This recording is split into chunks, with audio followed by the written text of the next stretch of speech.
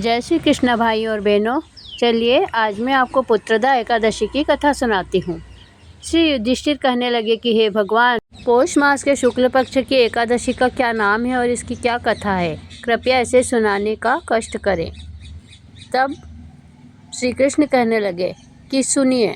द्वापर युग के आरंभ में महिष्मती नाम की एक नगरी थी, जिसमें महिजीत नाम का राजा राज्य करता था। लेकिन पुत्रहीन होने के कारण राजा को राज्य सुखदायक नहीं लगता था। उसका मानना था कि जिसके संतान न हो उसके लिए यह लोक और परलोक दोनों ही दुखदायक होते हैं।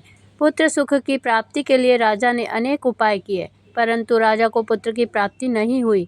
वृद्धावस्था आती देखकर राजा ने प्रजा के प्रतिनिधियों को बुलाया और कहा, हे प्रजाजनों, मेरे खजाने में अन्याय से उपार्जन किया हुआ धन नहीं है, न मैंने कभी देवताओं तथा ब्राह्मणों का धन छीना है।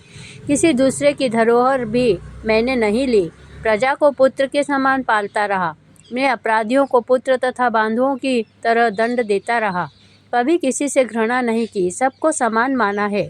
सज्जनों की सदा पूजा करता हूँ। इस प्रकार धर्मयुक्त राज्य करते हुए भी मेरे पुत्र नहीं है, सो मैं अत्यंत दुख पा रहा हूँ। इसका क्या कारण है? राजा महिजीत की इस बात को विचारने के लिए मंत्री तथा प्रजा के प्रतिनिधि वन को गए। वहां बड़े बड़े ऋषि मुनियों के दर्शन किए। राजा की उत्तम कामना की पूर्ति के लिए किसी श्रेष्ठ तपस्वी मुनि को देखते फिर रहे थे। एक आश्रम में उन्होंने एक अत्यंत वयोवृद्ध, धर्म के ज्ञाता, बड़े तपस्वी, परमात्मा में मन लगाए हुए, निराहार, जितेंद्रिय, जितात्मा, जीत क्रोध, सनातन धर्म के गूढ़ तत्वों को जानने वाले, समस्त शास्त्रों के ज्ञाता महात्मा लोमश मुनि को देखा, जिनका कल्प के व्यतीत होने पर एक रोम गिरता था। सब ने जाकर ऋषि को प्रणाम किया। उन लोगों को देखकर मुनि ने पूछा कि आप लोग किस कारण से आए हैं? निसंदेह मैं आप लोगों का हित करूंगा। मेरा जन्म केवल दूसरे के उपकार के लिए हुआ है, इसमें संदेह मत करो।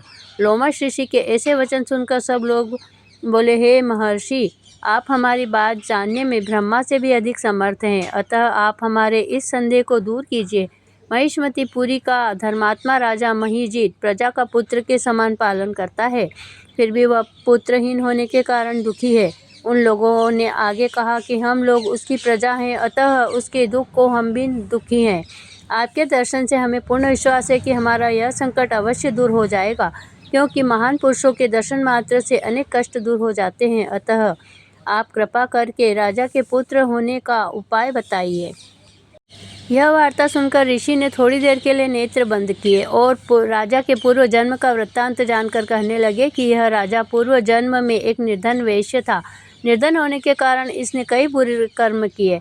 यह एक गांव से दूसरे गांव व्यापार करने जाया करता था। एक समय ज्येष्ठ मास के शुक्ल पक्ष की द्वादशी के दिन मध्याह्न के समय, जब वह 2 दिन से भूखा प्यासा था, एक जलाशय पर जल पीने के लिए गया। उसी स्थान पर एक तत्काल की ब्याई हुई प्यासी गौ जल पी रही थी। राजा ने उस प्यासी गाय को जल पीते हुए हटा दिया और स्वयं जल पीने लगा।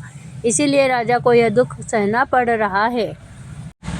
एकादशी के दिन भूखा रहने से वह राजा हुआ और प्यासी गौ को जल पीते हुए हटाने के कारण पुत्र वियोग का दुख सहना पड़ा।